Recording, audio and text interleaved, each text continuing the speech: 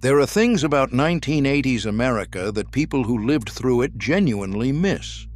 Not everything was better then, plenty was not. But certain experiences from the 1980s created feelings and memories that cannot be replicated today. The technology was limited, the choices were fewer, the pace was slower. But those limitations created something valuable: anticipation and community, shared experiences, and the sense that moments mattered because they could not be rewound or replayed. The 1980s had a particular magic. Something about the decade feels irreplaceable. The people who grew up then understand this. The things we miss were not just objects or activities, they were experiences that shaped how we remember that time. Let us walk through 25 things from 1980s America we all miss. Let us step into that world. Video stores on Friday night. Walking into a video store on Friday night was an experience. You could smell popcorn from the machine by the counter, and the walls were lined with VHS boxes showing dramatic cover art. The new releases section had been picked over by people who got there earlier. You would wander the aisles, looking at every box and reading the descriptions on the back, trying to find something everyone wanted to watch. There was agony when the movie you wanted was already rented, and then the compromise of picking something else. Blockbuster dominated by the late 1980s, but local video stores had character. The owner knew you, would recommend movies, and sometimes let you rent R-rated movies even if you were too young when your parents said it was okay. Renting movies was an event. You could not just click and stream. You had to go get the tape, take it home, watch it, and return it within 2 days or pay late fees. The limitation made movie night special. Arcades packed with kids. They were social destinations, dark rooms filled with glowing screens and electronic sounds. The smell of cigarette smoke and carpet cleaner hung in the air. Rows of arcade cabinets had kids crowded around the popular games. You would bring a pocket full of quarters. Each game cost 25 cents for a few minutes of play. If you were good, you could make 1 quarter last. If you were not, your money disappeared fast. Pac-Man, Donkey Kong, Galaga, Centipede, Space Invaders, Dragon's Lair, Street Fighter. The best players would draw crowds. Getting your initials on the high score board was an achievement worth bragging about. Arcades were where you hung out, where you met friends, where social hierarchies played out based on who could beat who at Street Fighter. The arcade culture created communities that video games at home could not replicate. Making mixtapes. Creating a mixtape was an art. You would sit by the radio with a blank cassette tape, waiting for your favorite songs.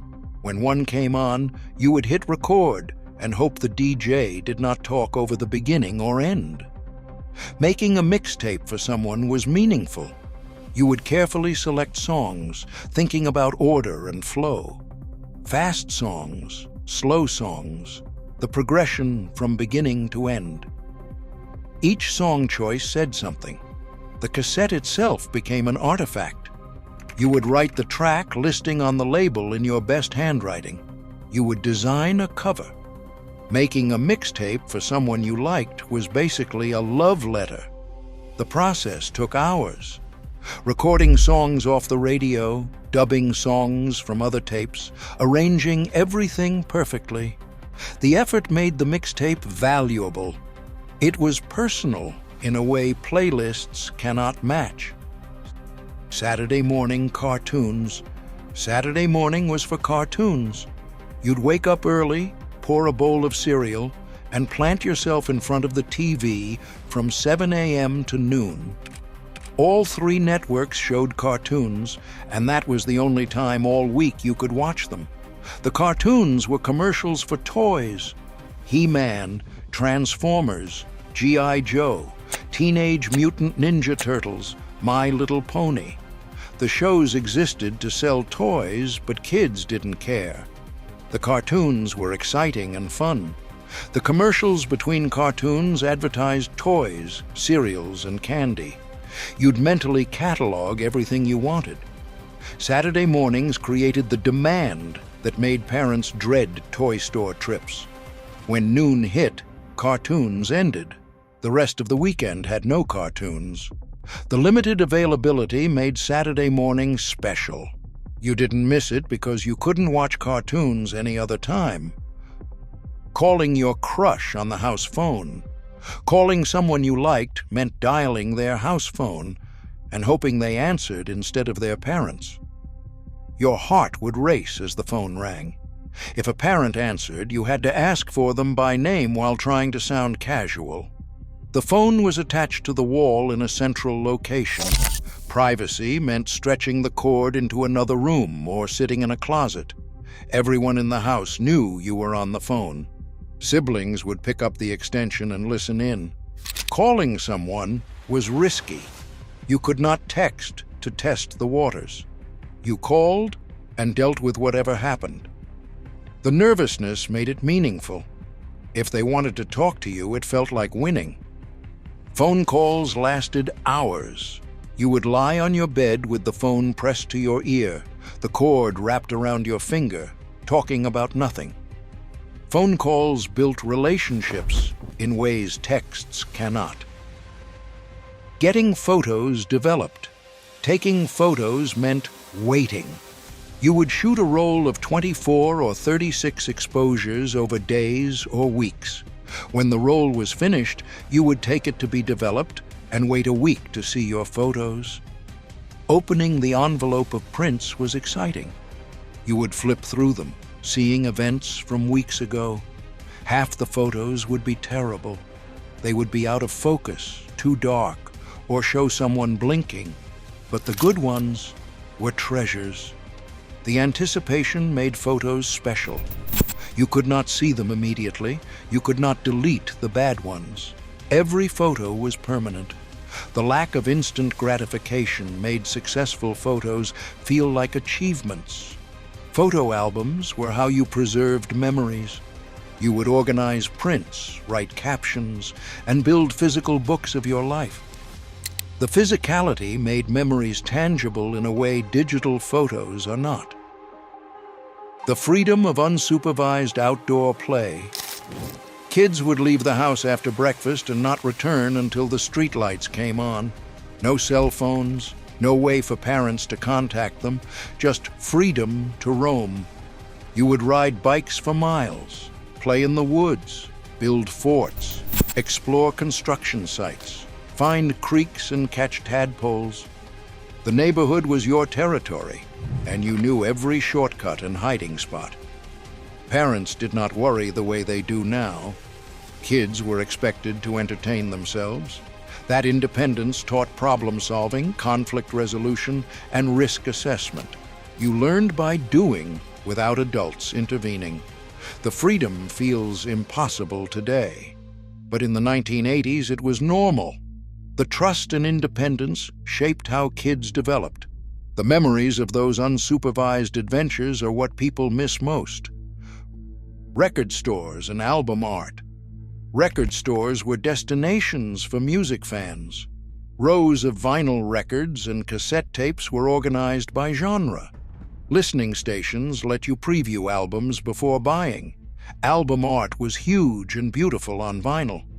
You would study the covers, read the liner notes, and learn about the band. The physical format made music more than just sound. It was a complete artistic package. Buying a new album was an event.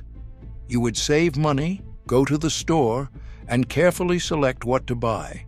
Then you would take it home, unwrap it, put it on the turntable, and listen straight through while reading the liner notes. The ritual created connection to music. You knew every song on an album because you listened to the whole thing repeatedly. Music was curated and intentional, not an endless stream of random tracks. TV shows you couldn't miss. Television shows aired once. If you missed an episode, you missed it. No DVR, no streaming, no watching later. You had to be home at the right time, or you would miss your show. The limitation created shared experiences. Everyone watched the same shows at the same time. The next day at school, everyone talked about what happened. Television was communal. The anticipation built all week. You would wait for your show, excited to see what happened next.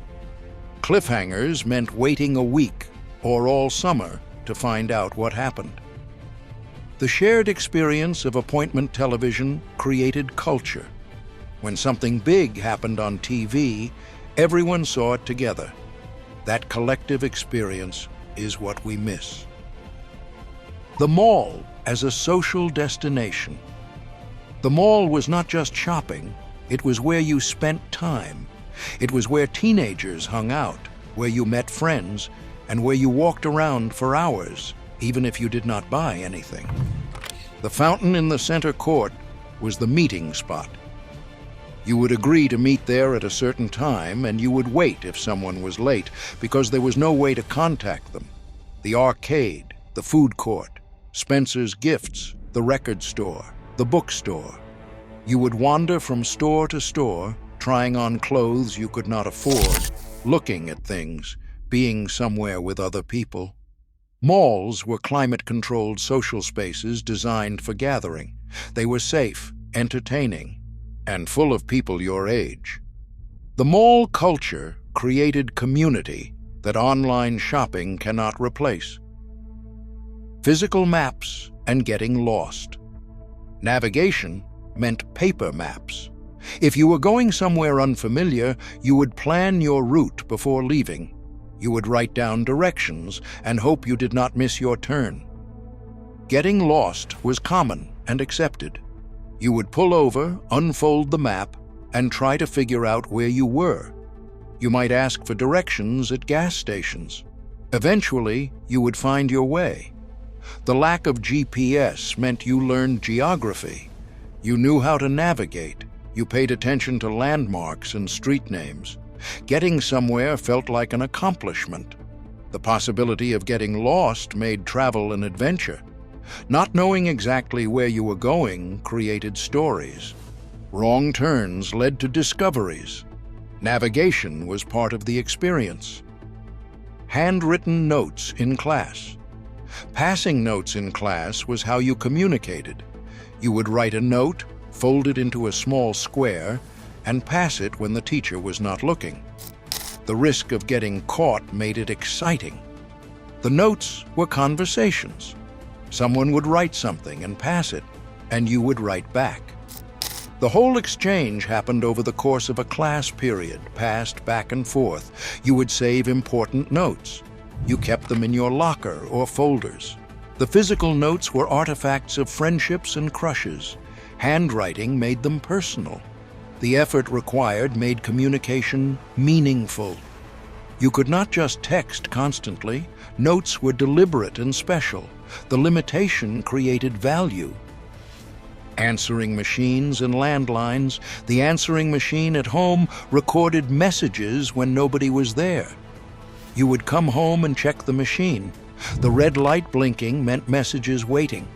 Listening to messages was an event. You would hear who called and what they wanted. The messages were permanent until you deleted them. Sometimes you saved important ones. The landline meant calls were for the whole family. When the phone rang, anyone might answer. You had to ask for the person you wanted. Phone calls felt more significant. The shared phone created boundaries. You could not call someone constantly. Calls were scheduled or spontaneous, but not constant. The limitation meant phone conversations were focused and meaningful. Cereal box prizes. Cereal boxes had prizes inside. Toys, games, stickers, temporary tattoos. You would dig through the box looking for the prize, often at breakfast, getting cereal everywhere. The prizes were simple: plastic toys, decoder rings, and mail-in offers for larger items. But finding the prize was exciting. The surprise made breakfast fun. Collecting cereal box prizes became a thing. Kids would beg parents to buy specific cereals because of the toy inside. The prizes created brand loyalty and made grocery shopping more interesting for kids. The tangible reward made cereal special. There was the anticipation of finding the prize and the joy when you did. Small pleasures that made childhood mornings memorable. TV Guide magazine. The TV Guide told you what was on television and when. The magazine came weekly, with listings for every channel and time slot. Planning what to watch meant consulting the TV Guide. You would flip through it, looking at the week ahead. Circle shows you wanted to watch. Plan your week around television schedules. The TV Guide was essential. The magazine also had articles about shows, interviews with actors, and behind-the-scenes features. It was part of TV culture, a place for learning about your favorite shows and stars. Without it, you did not know what was on. The guide made television accessible. The ritual of checking it was part of the experience of watching TV. Snack cakes in lunchboxes. Lunchboxes packed with food from home were standard. Metal lunchboxes with your favorite characters on them. Inside, sandwiches in plastic bags, juice boxes, fruit, and the prize, snack cakes. Twinkies, ho-hos, ding-dongs, Swiss cake rolls, zebra cakes. The individually wrapped cakes were treats. Trading snack cakes at lunch was currency. A good snack cake could get you other things you wanted. The lunchbox was personal. You picked the design, Star Wars, He-Man, Care Bears. What you brought for lunch said something about you. Lunch was social. Cafeteria food existed, but bringing lunch from home was common. The lunchbox culture created rituals and social dynamics. What you brought mattered. Boom boxes and portable music. Boom boxes were portable stereos, large, heavy, battery-powered, with cassette players and radio. You would carry them around, playing music loudly. Teenagers would bring boom boxes to parks, beaches, and parking lots. Music became mobile. You could share what you were listening to with everyone around you. The boombox was social. Playing music was not a private experience through headphones. It was public. What you played told people about you. The size and weight meant carrying a boombox was a statement. You were bringing music, creating atmosphere. The boombox culture was about sharing and showing off. Physical card catalogs at libraries. Research at the library meant using the card catalog. Rows of wooden drawers held index cards. Each card listed a book, title, author, subject, location. You would search by pulling out drawers and flipping through cards alphabetically. Finding what you needed took skill. When you found the right card, you wrote down the call number and went to find the book on the shelf. The system was analog and required knowledge. You had to know how to use it. Librarians would help, but the process required effort. The physicality made research feel important. The card catalog felt like treasure. Finding the right book felt like an accomplishment. The effort made information valuable. Trapper keepers and school supplies. Trapper keepers were the ultimate school organizer.